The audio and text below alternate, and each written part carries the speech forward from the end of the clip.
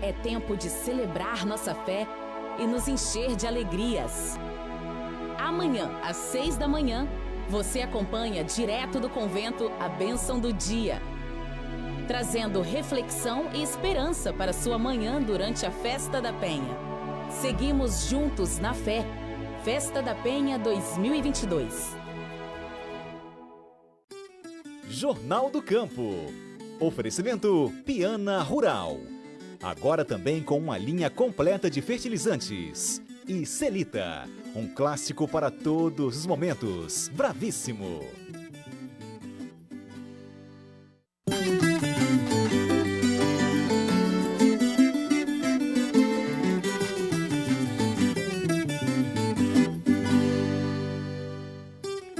Olá, bom dia. Domingo, dia 17 de abril. Feliz Páscoa. No domingo passado, o Jornal do Campo não foi exibido por causa dos desfiles das escolas de samba de Vitória. Mas vamos mostrar as reportagens que a gente anunciou. E começamos com a caravana de pesquisadores da Embrapa e empresas parceiras. Essa caravana passou pelo Espírito Santo. É uma expedição para incentivar o produtor rural a integrar um sistema que une lavoura, criação de gado e floresta. Essa pastagem no norte do Espírito Santo vai ficar parecida com essa outra, que fica lá no Mato Grosso. Vão ser 18 meses até que a área capixaba fique cheia de árvores. O sistema é conhecido como ILPF, Integração Lavoura Pecuária Floresta. A integração Lavoura Pecuária Floresta é hoje considerada a tecnologia mais sustentável para a produção agropecuária que a gente tem. Então a gente tem uma série de benefícios ambientais, econômicos e sociais. Então, alguns benefícios ambientais, por exemplo, a gente tem a mitigação das emissões de gases de efeito estufa, o aumento do sequestro de carbono no solo, a conservação do solo, redução da erosão e uma série de outros benefícios. O Walter, que é produtor rural, não conhecia a técnica e se interessou. Vem só agregar valor mesmo. E a gente precisa disso, a gente precisa de coisas que ajudam o agricultor, né? Que a gente, há muito tempo que a gente batalha muito sozinho. A ideia dessa caravana de especialistas da Rede LPF e do Embrapa é difundir conhecimento e mostrar as vantagens de ter uma ILPF. Quando a gente coloca o componente florestal dentro da pecuária, a gente aumenta aí pelo menos de início de 20% a 30% da produtividade, tanto de leite quanto de carne desse sistema. E a gente consegue ter uma maior utilização da terra, a gente chega até 4 safras por ano. A gente tem a soja, o milho, o animal e mais o componente florestal. Então a gente consegue utilizar muito melhor a terra e a gente consegue ter uma rentabilidade maior por hectare por ano. E os benefícios sociais, a gente consegue ter uma mão de obra mais qualificada, a gente consegue qualificar a mão de obra, a gente consegue reter a mão de obra na fazenda. Então a gente para de trabalhar com o que a gente chama de safristas, né? E passa a ter a mão de obra trabalhando ao longo do ano todo dentro da propriedade e mais uma série de outros benefícios que a ILPF tem. O meio ambiente também ganha, com a diminuição das emissões de gases de efeito estufa e sequestro de carbono pelo solo e biomassa. O objetivo que a gente trabalha pela rede é trabalhar a ILPF em benefício de toda a sociedade. Então a gente vai desde a produção de insumos, né, antes de entrar na fazenda, passando obviamente pelo produtor e chegando até o consumidor final, principalmente na cidade, porque esse consumidor ele precisa saber que o alimento que ele está consumindo vem de uma produção mais sustentável. Então a gente tem que garantir toda a rastreabilidade e a certificação da produção. A área de integração Lavoura Pecuária Floresta, ILPF, ocupa hoje 18 milhões de hectares aqui no país. Isso representa cerca de 10% de toda a pastagem do Brasil. Essa iniciativa quer que em 2030 sejam 35 milhões de hectares. Áreas como essa daqui, que vão ser transformadas em ILPFs. No Espírito Santo, a primeira fazenda que vai implementar o modelo é a Três Marias, que fica em Linhares. Vão ser 650 hectares de LPF, 30% de floresta e 70% com pecuária e cultivo de grãos. A gente está muito entusiasmado com esse projeto porque ele nos dá a possibilidade de um ganho maior sobre o uso da terra, né, sobre a propriedade rural. Então, onde a gente tinha a rentabilidade criando animais, hoje a gente vai poder dobrar a rentabilidade com o mesmo número de animais na área, dobrar essa rentabilidade com esse sistema que é integrado. A tecnologia também é voltada para os pequenos produtores. O primeiro passo para implementar o sistema é buscar por capacitação ou por um técnico que entenda do assunto para então desenvolver um projeto de acordo com o terreno. O primeiro passo é sempre buscar o conhecimento. Então, minha recomendação é sempre buscar a unidade da Embrapa mais próxima do produtor, ou a universidade, ou a assistência técnica estadual ou municipal, e começar a entender o sistema para adaptar à realidade da propriedade. Então, a integração lavoura-pecuária-floresta, ela não é um pacote tecnológico fechado que é transferido para o produtor. Ele precisa entender o conceito para adaptar à sua realidade. Aqui no estado, além de Linhares, os pesquisadores da Embrapa estiveram em Pedro Canário e depois seguiram para propriedades da Bahia. Além de levar as informações sobre o Sistema Integração Lavoura-Pecuária-Floresta, a caravana também fará um diagnóstico da situação nas regiões produtoras do Brasil. No Jornal do Campo, você vai ver que os produtores rurais do Espírito Santo estão animados com o preço do café Conilon. Além disso, a safra deste ano deve ser maior. Eu espero uma produtividade um pouquinho melhor que a do ano passado, porém com uma qualidade um pouco melhor. O tipo do café eu acredito que vai ser melhor.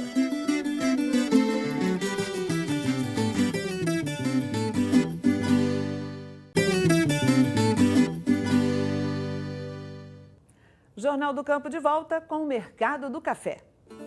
No Centro do Comércio de Café de Vitória, o Arábica tipo 6 fechou a semana em R$ 1.200 a saca. Sexta-feira sem cotação por causa do feriado.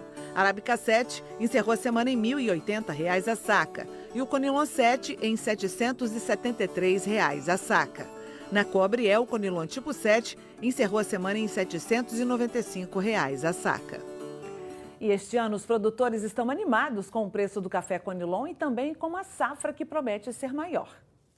Na lavoura do Seu João, na cidade de Marilândia, no noroeste do Espírito Santo, os pés de café já dão sinal de que a colheita está chegando e os galhos estão mais carregados neste ano. Espero uma produtividade um pouquinho melhor que a do ano passado, porém com uma qualidade um pouco melhor.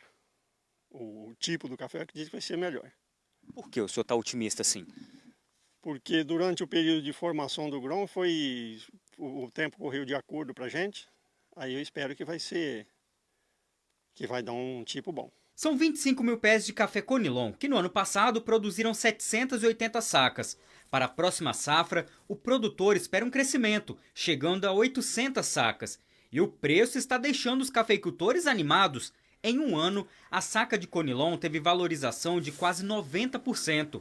Passou de R$ 411 para quase R$ 800. O valor está compensando, mesmo com a alta dos insumos. Tá bom, apesar dos insumos ter subido muito, se o preço do café tivesse acompanhado dos insumos, ele tinha que estar bem mais, porque os insumos mais triplicaram e o café ele dobrou só. Mesmo assim, está conseguindo pagar as contas? Dá para pagar. Você tem que investir bem em produtividade, né, para você acompanhar isso aí. Ou seja, compensar. Então, para compensar esse aumento do insumo, o senhor tem feito o quê? Análise da terra principal para a gente jogar a quantidade certa e na hora certa para não desperdiçar. Porque no preço que está não pode jogar de qualquer jeito não. Tem que economizar. Tem que economizar. O produtor rural já sabia, sempre nesta época do ano, às vésperas da colheita, o café sofria uma desvalorização, já que ia entrar mais produto no mercado. Mas neste ano isso não aconteceu. A saca do café Conilon não caiu tanto de preço. Mas então, o que mudou o mercado do café? Quem explica pra gente é o analista de mercado de café da Coopeave, uma das cooperativas de produtores do estado. Em relação ao ano passado, o que nós tivemos aí que justificou essa alta? E, por consequência, agora na entre safra também veio refletindo, né? Em meados do ano passado nós tivemos aquela geada bastante intensa, né, na região ali do sul de Minas, Cerrado, na parte de Mogiana, e essa geada ela acabou impactando o mercado como um todo, porque apesar de ter pegado só uma região de arábica, né, que aí não tem plantado naquela área lá, só que como é tudo café, que é commodity, né, acaba impactando o preço como um todo. Você tem essa expectativa de que a safra vai ser muito menor. Aí você tem, automaticamente, lei da oferta e da demanda, você tem menos café a ser ofertado, e a demanda se mantém, aí o preço tende a se manter estável ou subir, como aconteceu nesse caso. E acabou levando o preço mesmo. Aí o preço está se mantendo em função desses fatores aí climáticos e tal que aconteceram no ano passado e agora também continua nessa pegada de alta também pelos altos custos de produção. A safra de Conilon também deve ser maior neste ano. A Companhia Nacional de Abastecimento, a Conab, estima um crescimento de 4%, chegando a 17 milhões de sacas, o que deve mexer em alguns preços. As ofertas do café safra atual, que a gente fala, que é o café colhido no ano de 2021, ainda se vê estoque, né? Estão acontecendo alguns negócios, só que inevitavelmente o volume de safra, o volume de café disponível no mercado para a safra nova, ele vai ser bem maior do que hoje a gente tem de oferta. Daqui a 2 semanas aumenta, 3 aumenta, 4 aumenta. Então, se a gente for olhar para a lei da oferta e da demanda, pode ser que realmente tenha uma retração nos preços. Isso dá para afirmar se vai cair ou se não, realmente não é possível afirmar, né? A queda do dólar e a demanda interna também interferiram no mercado do café. Nos 2 primeiros meses deste ano, a exportação de Conilon caiu 60%, comparando com janeiro e fevereiro do ano passado. Pelo déficit de arábica e pela diferença de preços, a demanda pelo Conilon vem acentuada no passado, até 3 anos atrás. O blend dos cafés que você normalmente toma no supermercado, as marcas tradicionais, importantes, eles contemplavam alguma coisa em torno de 40, 45% de Conilon e 55, 60% de arábica.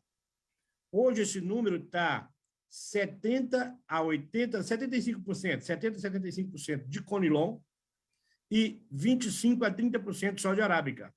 Então, a demanda pelo Conilon é muito grande no mercado interno, o que faz com que o café, esses preços que você está falando, sejam extremamente incompetitivos para exportação. O maior concorrente do Brasil, do Espírito Santo e do Brasil é o Vietnã. E para você ter uma ideia, a diferença de preço FOB, ou seja, posto no navio, entre Vietnã e Brasil, hoje, beira $1.000 por tonelada. Então, nós estamos falando, essa diferença nunca existiu. Então, realmente, o Conilon está muito valorizado no mercado interno. Agora, um outro fato importante é que nós estamos no final da safra. Então, quem precisa comprar café agora está vindo para um momento muito difícil. Tem que comprar no final da safra. Esses níveis de preço de hoje, possivelmente na entrada da safra, ou seja, daqui a 1 mês e meio, meados de maio, esses preços não devem continuar. Eles devem ceder um pouco.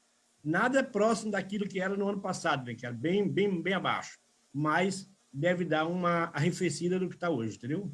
Para o presidente do Centro do Comércio de Café de Vitória, o produtor deve aproveitar esse momento de valorização para fazer um caixa e ter dinheiro na hora da colheita. O que o produtor deveria fazer é aproveitar essa demanda, que vai parar agora no final de abril, início de maio, ele aproveitar e vender o que ele precisar vender e eu trabalhar com calma a próxima safra, entendeu? Porque ele vai ter realmente um momento em que o mercado deve dar uma corrigida. Está muito longe de qualquer parâmetro o preço do Conilon hoje. E o Espírito Santo se despediu essa semana de um grande líder do cooperativismo. Morreu aos 80 anos o produtor rural Antônio Joaquim de Souza, carinhosamente conhecido por Toninho da Coabriel. Um parceiro aqui do Jornal do Campo, uma referência na cafeicultura, principalmente do Conilon e considerado um dos líderes do cooperativismo nacional. Uma grande perda para o nosso meio rural. Daqui a pouco o Jornal do Campo volta com uma história aqui de Guarapari, da Lidiane e também do Ronaldo. Depois de largarem seus empregos na cidade, eles voltaram às raízes aqui no campo. Pois é, agora estão com a produção de palmito e além de todo o trabalho na plantação, eles fazem o beneficiamento também do palmito, fazendo chegar até o consumidor final. Já já a gente volta.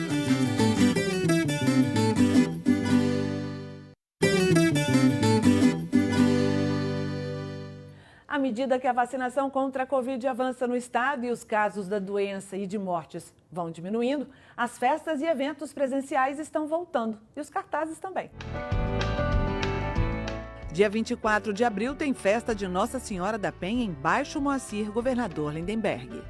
E você vai conhecer agora a história de um casal que deixou a cidade e voltou para o campo. Os dois investiram no cultivo e beneficiamento do palmito na zona rural de Guarapari. palmito é um dos ingredientes mais procurados para a famosa torta capixaba. E na propriedade da família do Ronaldo, a produção não para. Essa área de cerca de 3.000 pés é uma das propriedades que fica em Rio Claro, Guarapari. O Ronaldo e a família têm outra área, que fica em Rio Grande. E também tem outros 3.000 pés, mas aqui ainda está no início.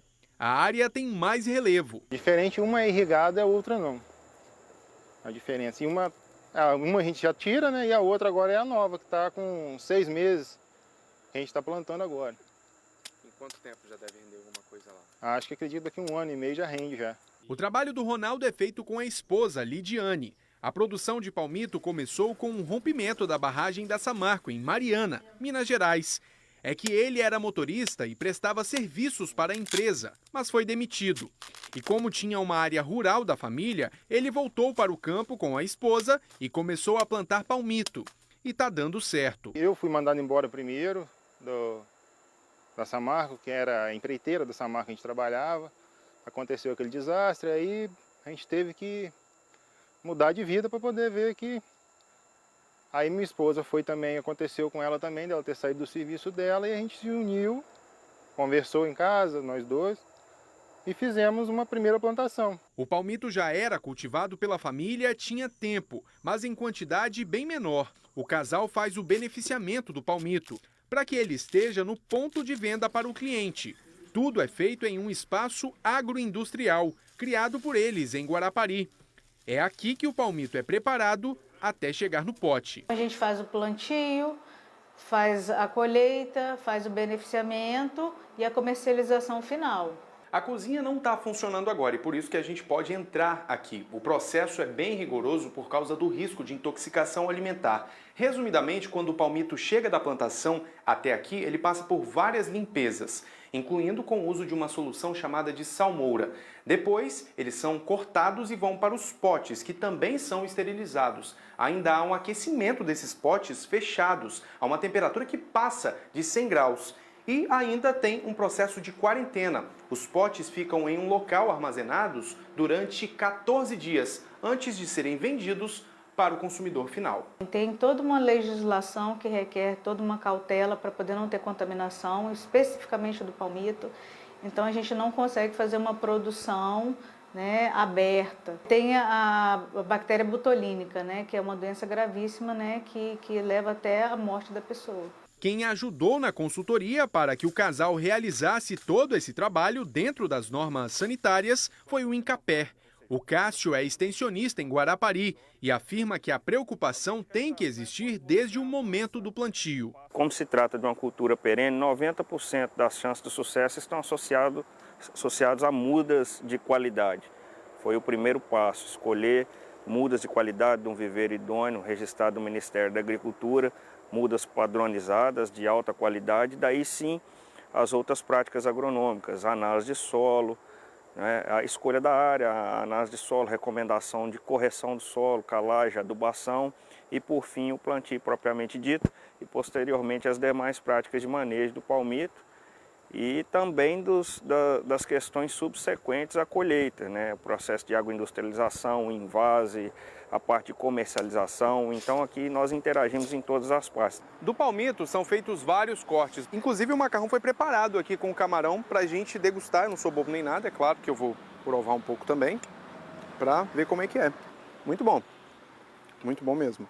Agora o casal pretende abrir uma lojinha na segunda propriedade, que fica às margens da BR-101.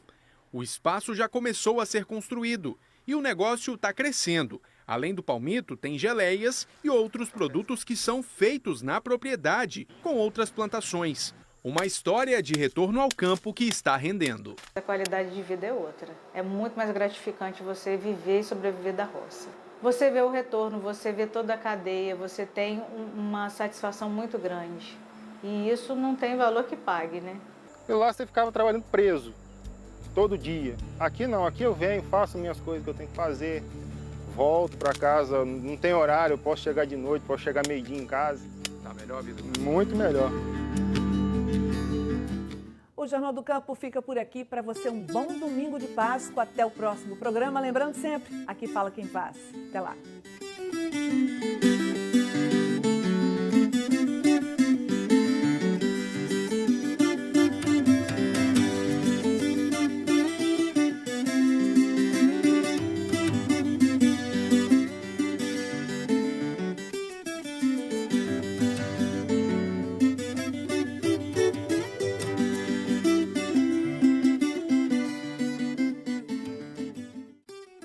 Jornal do Campo. Oferecimento Piana Rural. Agora também com uma linha completa de fertilizantes. E Celita, um clássico para todos os momentos. Bravíssimo.